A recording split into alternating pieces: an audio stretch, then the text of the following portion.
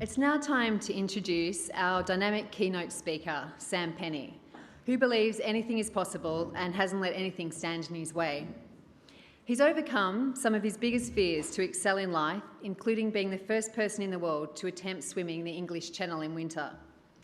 His list of achievements include creating Australia's top #1 cheese club, a top-selling pharmacy medical device, and he sold more than $1 million worth of beauty products live on TV.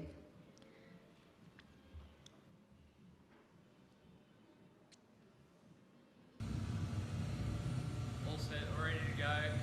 I've got all my channel grease on. Been here to keep my head warm, but I don't really want to put any other clothes on just because I'm going to get all this crap on it. I've got it, everywhere on my back, on my kidneys. This is Tim, my man. So we're motoring to Shakespeare Beach, which is about 10 minutes, 15 minutes south of Dover. The air temp's about 6 degrees. So it's actually a little bit warmer. It's, if you can see, there's some a bit of a chop out there at the moment. I'll tell you what, it's got to sit here in my Speedos. It's a bit cold, but I'm good for this. Pumped, ready to go. Excited. When you're ready then. When I'm ready. Where's the beach? Just here. Okay. Yeah. See the lights. All right. Yeah. All right, have a go. Good Thanks, luck. guys. Shingle beat. I've just gonna get going out. Good luck then. Thanks, guys. See you in about 9.5 hours. Well, hopefully in about 2 minutes. Just swim straight out to us. Okay. All right. Thanks, guys. Sure, mate. All right. Good luck. Let's make this happen, hey?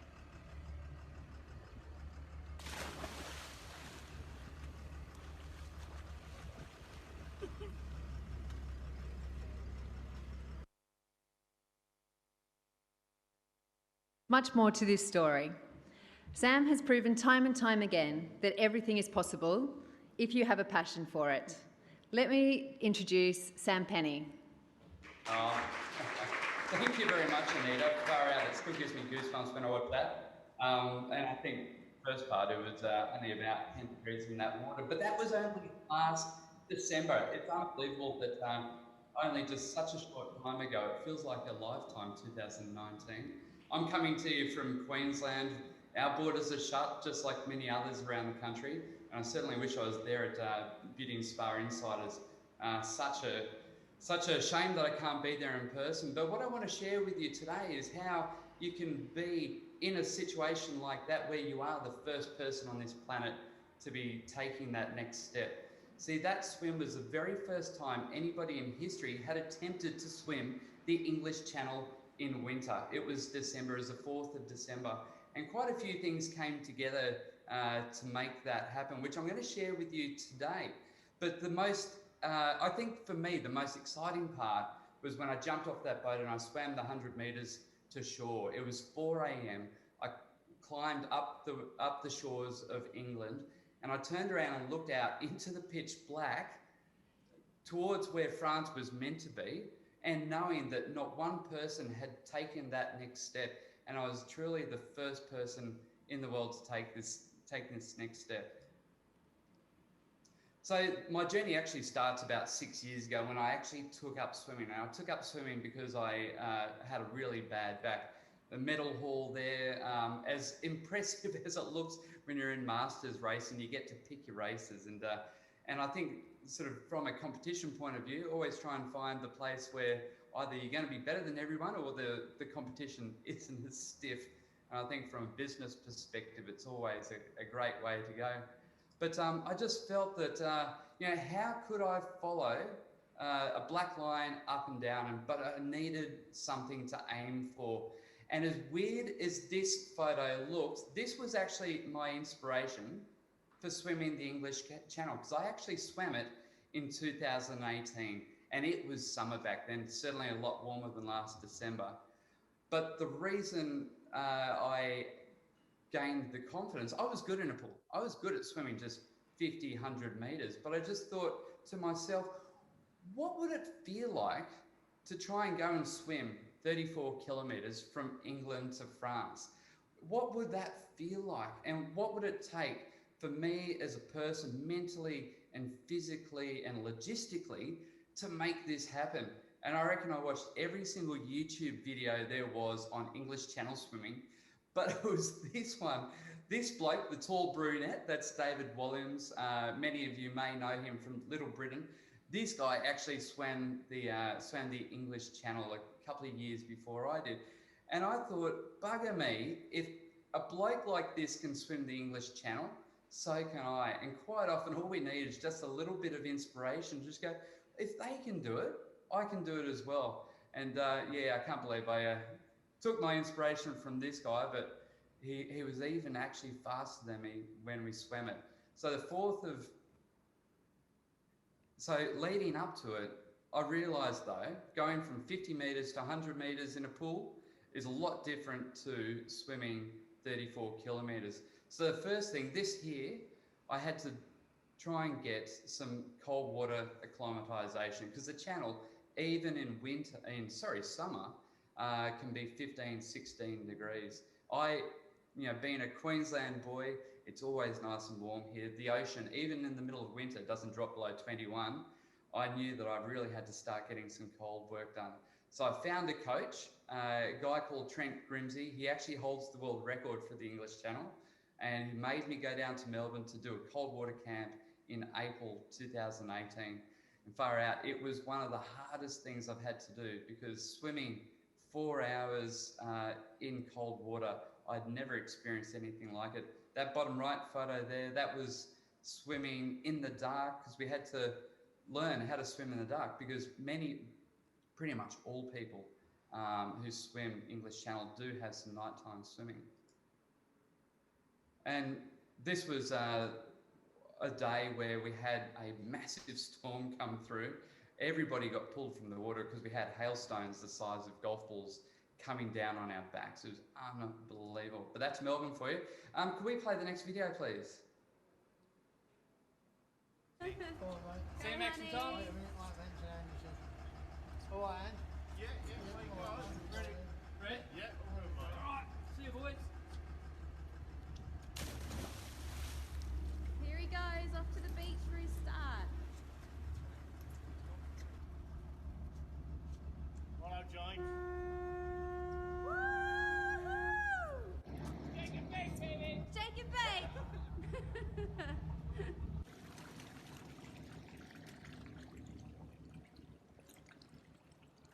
Well done, Sam. Well done, mate. The speed is absolutely perfect. Absolutely fine. Making some excellent progress. Too fun. Looking so good, honey. Looking really good. Everyone's cheering you on. It's very close to going in the lane. Well done. Well done, buddy. Work Next there. up.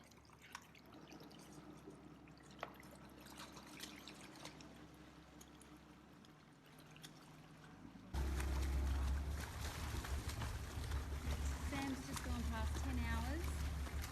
He's flying. He's doing an incredible job. Just digging deep to get this last bit out now as he heads towards the shore. France.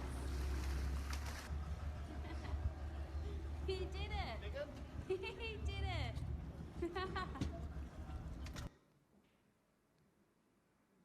Wow, one of my most proudest moments. That was unbelievable. And you may have heard at the start, when I was standing on the shores of England, August the 7th, 2018, when I was standing there, the siren goes in the boat, and I just stood there and just yelled out, "Shake and bake." And when I look back on my adventures for that, I just thought, why shake and bake? And the term comes from Talladega Nights. It's a stupid movie with Will Ferrell.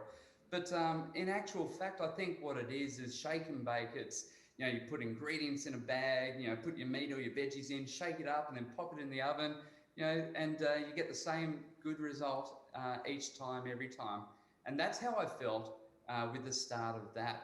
I saw the start of my English Channel swim. as more of a victory lap because I knew that I had the ingredients in place. Now, most people will only train, they'll train for about 2 years to swim the English Channel. When you saw that cold water camp, that was April 2018.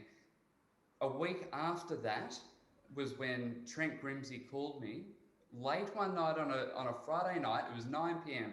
I remember it so clearly. Helen and I had just drunk a bottle of wine because it's Friday afternoon, Friday night, and Trent calls and g'day Trent, Sam, a spot's just come up. It's in 3 months' time. We reckon you're ready. And so instead of my 18-month journey that I was about to take, it got shortened down to 3 months. And the thing was, I started to get all the ingredients together. I had my fitness. I was out doing 6-hour swims in the ocean here on the Sunshine Coast every weekend. I had started to do a lot of cold water acclimatization work because I knew that if I was going to be successful for that, I needed to do that. The mental strength I'd really started to build, but also the passion. I had just this massive burning passion to swim the English Channel. I was so ready. It was absolutely amazing. But I also, I developed the skills and I developed that passion. I also had the confidence and I knew that I could do this. Now that there, see that rock? This is actually the trophy that you get when you swim the English Channel. So you see the cliffs behind me. That's a place called Cap Greenay. It's the closest part to England, 34 kilometres away. And you climb out. I climbed out at low tide. All the rocks are mossy and slippery and uneven and they wobble everywhere. My legs hadn't worked for 11 hours because I was swimming that long. Climbed out, climbed up onto these rocks, and tradition is you pick up one of those rocks. Now, I've got 4 kids, right? So how could I not get a rock for them? I had to get a rock for myself, of course, and I also got a rock for my partner, Helen. Now, the only place I've got to stick those rocks are down the back of my budgie smugglers. So I then had to swim back to the boat about 200 metres, and it felt like I was dragging an anchor just so I could have my little memento. But tell you what, it sits proudly on my wall, that rock. It's such a great pride. There's my track of the English Channel. Beautiful, beautiful track. Big curve is because you've got tides that run north and south. So some people, if they miss that point, you see I landed straight on that point at Cap Greenay, down the bottom. If you miss that, you add another 2 hours onto your swim. It's absolutely brutal. This is me the day after swimming the English Channel. Helen had booked a holiday in France. So we got back to our accommodation at about 11 o'clock at night. We had to be up at 5 a.m. to fly to France. We could have just stayed there the day before. But after 2 days in France, I just felt, you know what? That was perhaps a little bit easier than what I was expecting. I want to do a double crossing. I want to know what that feels like. And I think that's one of the things is that you always need to be trying to do new things. It's the sense of adventure. And by definition, adventure is trying new things or methods. We often think that, adventure is going and climbing Mount Everest or swimming the English Channel. But in actual fact, adventure is merely just trying new things. And I'm certain that we can all do that in our business and our daily lives. So swimming a double crossing, England, France, and back again, 68 kilometres. But I just thought, I want to know what that's going to feel like. That's going to be about 24 hours of continuous swimming. And my passion was high. Remember I was telling you the ingredients, your skills, passion, sense of adventure, and confidence. And my passion for swimming was high. That's me out in the ocean here off Mooloolaba doing a 6-hour swim. Who knows how far in I was there, but it was great. There we go. I was starting to feel really strong at the end of a 6 hour. That's at the end of a 6-hour swim. Like 6 hours, it's a lot of time of blowing bubbles. But what I had to do to get through something like that is actually work on my mental strength. So when I was doing these long swims, I'd actually count to 10. You know, 1, 2, every time I breathe, I count to 10 and then do that again over and over and over again. And basically what I was able to do then was block out everything else. I was able to stop thinking about how hard it was, how uncomfortable I felt, and just focused on what I was doing, that task right now. To swim a double crossing, 24 hours in cold water is really, you know, it takes a huge toll on your body, but the cold, 15, 16 degrees for 24 hours. So I put in a chest freezer in my garage. I still have it. I'd like to say that I've been using it recently, but I haven't because it's just been too busy. But so I'd sit in this thing at 2 degrees for 30 minutes each time, because I knew that one of the skills that I really had to work on was my cold water acclimatization. Can we play that next video, please? Righto, honey, good luck, babe.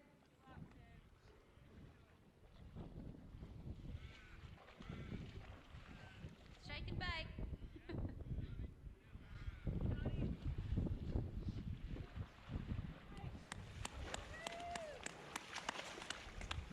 Bloody awesome, honey. You did it, baby. You did it. Well, you're right. Actually, I'll get you. If you could. Good job, Sam. Keep filming in the water. Don't Good touch job. him till he's right out. Yeah, good job, Sam. Good job. Oh, baby. Baby. Hold him. Yeah. Turn around. How does it feel to be an ice mile swimmer now? I don't know, ask me after I've warmed up. Oh, geez, I think I've been out of the water for about half an hour now, just trying to warm up. It is so cold. That was so hard. Oh, I just can't stop shivering. But you know what? I did it. You did it. I did it. It took every ounce of strength that I had to get that done.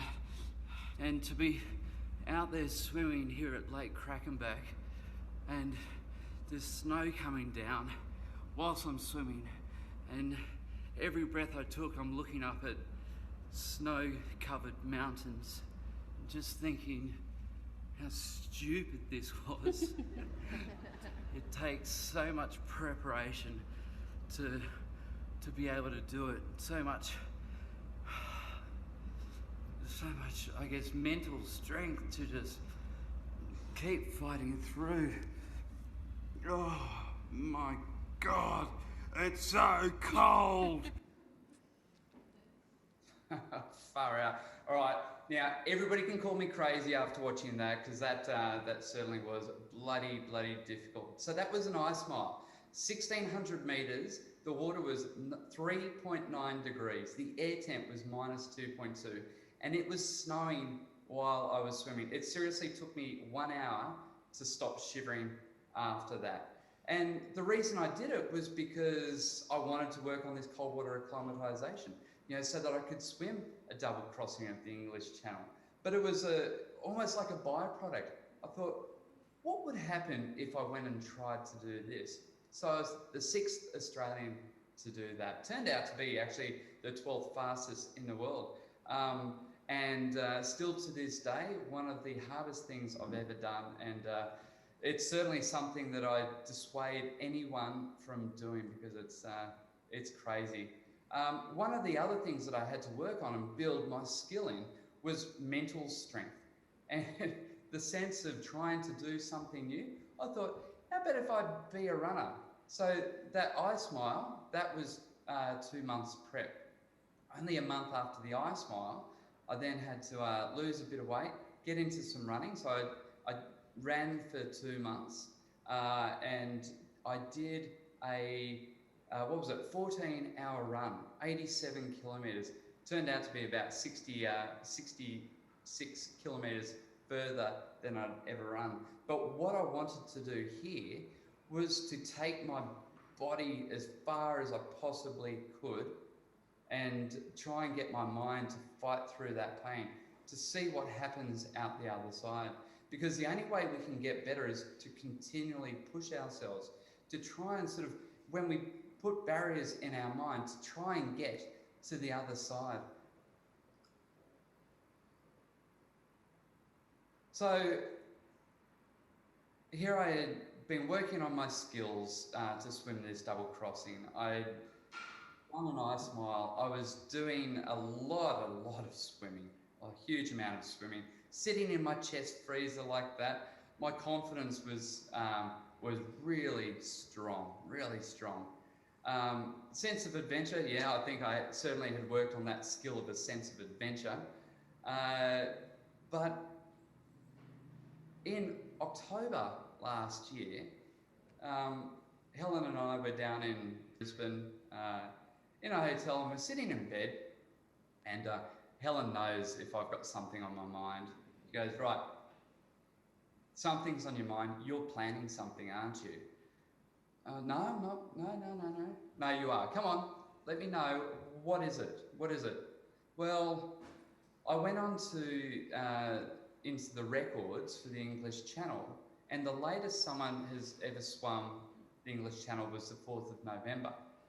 And so here's one of my other skills. One of my other skills is data analysis. Now, who would have thought that swimming and data analysis were going to collide? But you never know where all these skills that you've developed over your life are going to come together to a point where they're going to be worthwhile. And so I had actually found the daily water data for 11 years from the English Channel. I had analysed all this data, and I knew that, well, I didn't know, there was a great probability at the start of December that the water temp was going to be 12.5 degrees. And I had friends who had swum the North Channel, which is Scotland to Ireland, in 13, 14 degrees. These were my training partners, and I was fitter than them, and I could do cold water better than those guys. And I figured, if they can do it at 13 degrees, I can do this at 12. You know, I had swum the channel. I had done a lot of cold work. I was fitter than I was the previous year. I was feeling really good. And so I said to Helen, I want to be the first person in the world to swim the English Channel in winter. And 2 months later, here I am on the project. I decided at the start of October that this is what I was going to do, with just 2 months specific prep for this challenge. And I had to align the English Coast Guard, the French Coast Guard, they all had to sign off on this. I had to get the Channel Swimming Association. I needed to get a medic. And you could imagine how hard it would be to get insurance for something like this. I had to organise so much stuff to make this thing happen. And then the night before I flew out to England, appeared on the project, and of course they thought I was crazy as well. Now, for those of you who know what England's like, England can have a cold snap just like that. Can we play? All right, we're about an hour and 20 minutes into Sam's swim. He's going well. The air temperature is about 8 degrees. The water's a little bit warmer at about 11 degrees or about 10.5 degrees. Behind us, you can see Dover. All is going well. Right, Sam's been going for just under 2.5 hours. He's still going strong, as you can see. Starts to get a little bit of daylight now. So there you can see France on the horizon. There's Dover behind us. There we go. So he's swimming strong, there's no complaints of any cold or anything like that. We're a bit colder on the boat than he is, it seems, at the moment.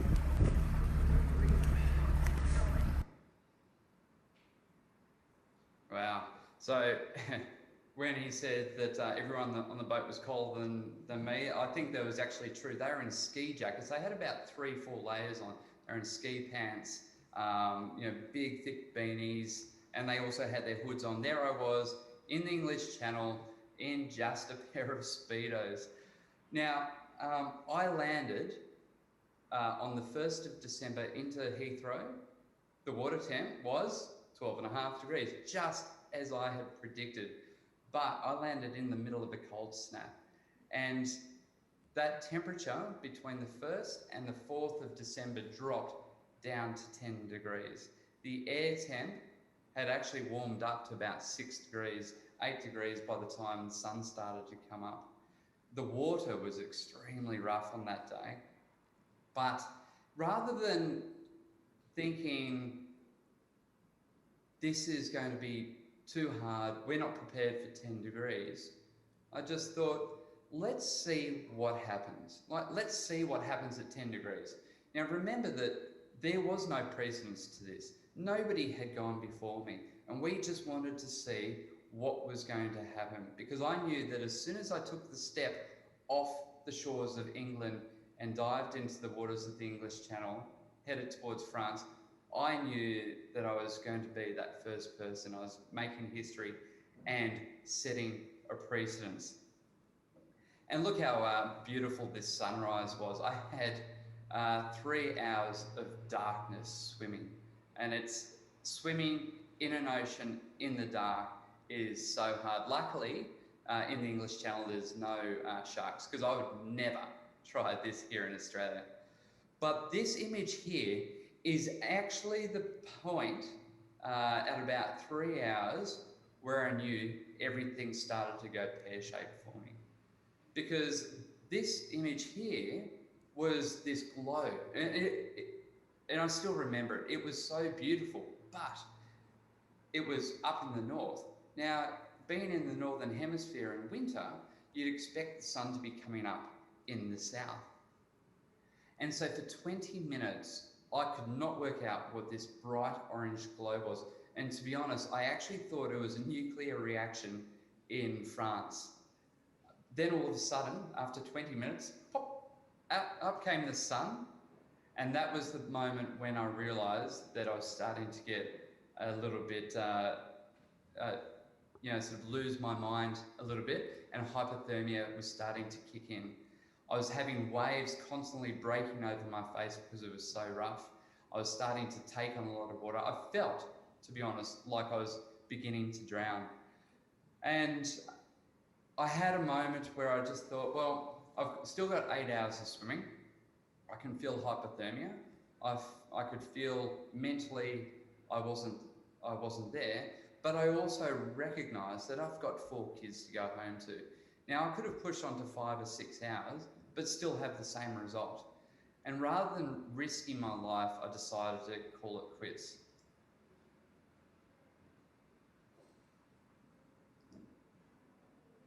And there we go. 10 degrees, so that's from the Channel Swimming Association. So my team took me back to my apartment in Folkestone, and to get me all cleaned up, get all that white channel grease off me. And I FaceTimed Helen, and this was my face. She took a screenshot of me, and I felt so dejected. I felt so down, and I felt really upset because, to be honest, I felt like I had failed. But, the most beautiful thing is this. I had thousands of messages from around the world, because I put that photo up on my Facebook page just saying, sometimes you need to fail.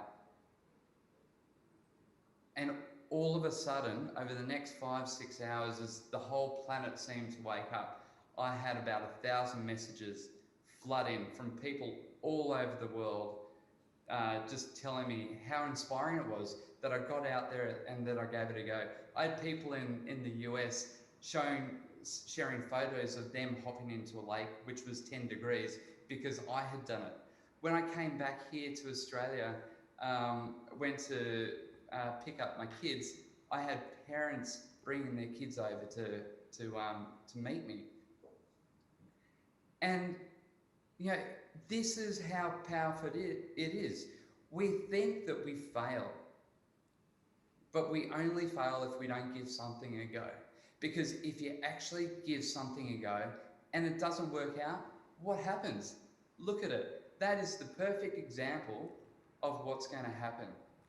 people are going to show much greater respect for you. And people are going to give you the time of day and will back you. And they'll back those who always give it a go. Wow, there you go, Anita. Thanks, Sam, and congratulations. I'm sure everyone's inspired by your story of determination. We might just have time for one question. Perhaps if we can check with you, how can people in the beauty and spa sector apply some of these tips to their industry during such challenging times, which has been, obviously in the last year? Yep, certainly. And I think it all goes back to shake and bake. On the cap there, I've actually got shake and bake written on it. Constantly working on your skills. So today, you've got so many great presenters here at Beauty and Spa Insider. Listen to everything. And, even if you don't think it applies, I never thought that data analysis would apply to a swim like this. You work on your passion and, the more you keep trying things, the more adventures you take, you'll work out what your passions are and building your confidence. 15, 18 years ago, I was the first person to bring infrared saunas into the country. And, they had such a great time. I had a beauty product or a medical device product, circulation booster, which has been, now in about 2,000 pharmacies right around the country. I didn't have a background in these kinds of things, but I had a passion for it and I utilised my skills. I had passion, I had a sense of adventure, but I also had confidence. And that's where everybody who's watching today, work on the ingredients. Those are the things so that you can get out and shake and bake. Great. Thank you so much, Sam, for joining us virtually. Now I'd like to welcome back to the stage Sarah.